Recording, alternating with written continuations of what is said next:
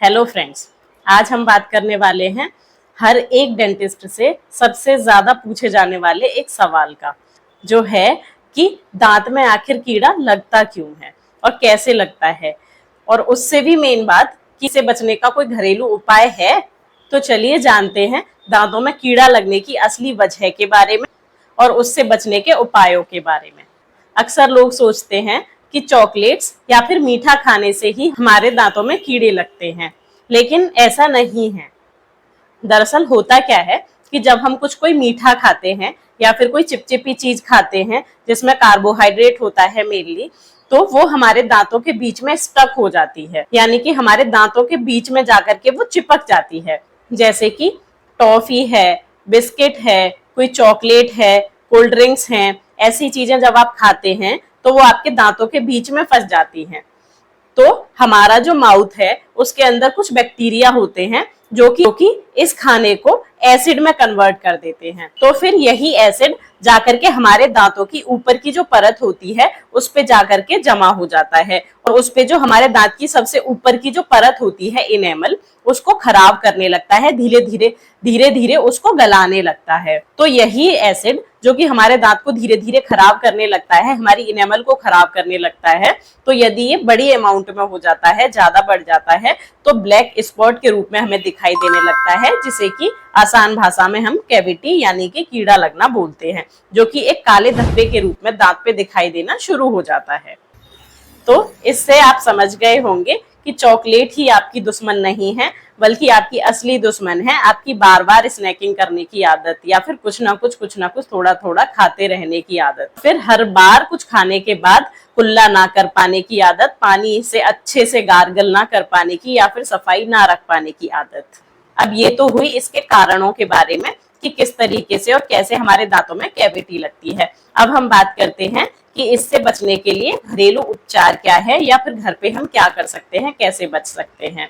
यदि आप अपने दांतों में कीड़ा लगने से बचाना ही चाहते हैं तो सबसे पहले एक दिन में 2 बार ब्रश करने की आदत आपको जरूर डालनी चाहिए। स्पेशली रात को जब आप खा पी के सोने जाते हैं तब आपको ब्रश जरूर करना चाहिए, क्योंकि रात को जो आप खा पी कर सोते हैं, कुछ भी अगर आपके दांतों में स्टक रह जाता है तो वो रात के दौरान आपके दांतों में कैविटी बना सकता है, यानी कि एसिड बना सकता है। वही आपके दांतों में कैविटी बना सकता है रात के दौरान, क्योंकि रात को ना आप पानी पीते हैं ना कुल्ला करते हैं, जिसकी वजह से आपके दांतों में कैविटी स्टार्ट हो जाती है। और दूसरा एक तरीका हो सकता है कि जब भी आप खाना खाते हैं या कुछ भी कोई भी मील लेते हैं, थोड़ी सी भी स्नैकिंग करते हैं, तो उसके बाद आपको 2-3 बार कुल्ला जरूर करना चाहिए। अच्छे से मुंह में पानी को घुमा करके रिंस करना चाहिए, ताकि जो भी कुछ फंसा है वो निकल जाए। ये बहुत अच्छा, आसान और कारगर तरीका है जिससे कि आप कैविटी से बच सकते हैं इजीली। इसके साथ साथ आपको हफ्ते में 1 या 2 बार गुनगुने पानी में नमक डाल करके अच्छे से कुल्ला जरूर करना चाहिए। 1-2 बार घुमा करके अच्छे से कुल्ला करना चाहिए, जिससे भी आपके कैविटी के चांसेस बहुत कम हो जाते हैं। और बेहतर केयर के लिए आपको गम मसाज हफ्ते में 1-2 बार जरूर करनी चाहिए। किसी भी ऑयल से, जो भी आप कंफर्टेबल हो उसको लेकर के अपने गम्स पर अच्छे से मसाज करें, ताकि आपके गम्स भी हेल्दी बने और दांत भी हेल्दी रहें। टीथ के साथ साथ आपको अपनी टंग की भी केयर करना बहुत जरूरी होता है। जीभ के ऊपर भी काफी बैक्टीरियाज इकट्ठे हो जाते हैं, जिसकी वजह से आपको अक्सर मुंह में से स्मेल आने लगती है।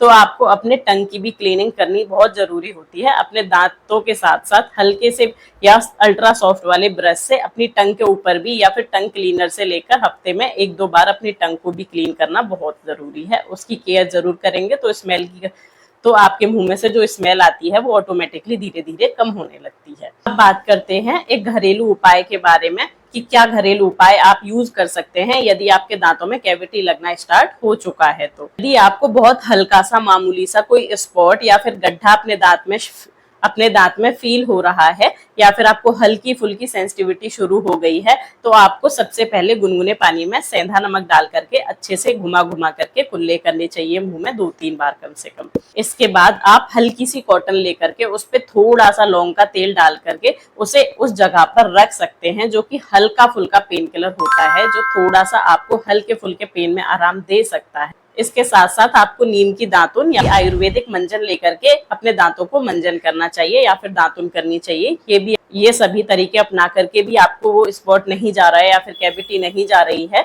फिर भी आपको धब्बा दिखाई दे रहा है, तो आपको डेंटिस्ट के पास जाना चाहिए, उसकी सफाई करा करके उसमें फिलिंग करवा लेनी चाहिए ताकि वो बढ़े ना और फिर आपके डेंटिन या फिर पल्प तक ना पहुंचे, जो कि इनेमल के नीचे लेयर्स रहती हैं, तो वो एसिड या फिर कैविटी आपके पल्प तक पहुंचेगी तो आपको पेन शुरू हो जाता है, तब आपको रूट कैनाल करानी पड़ सकती है।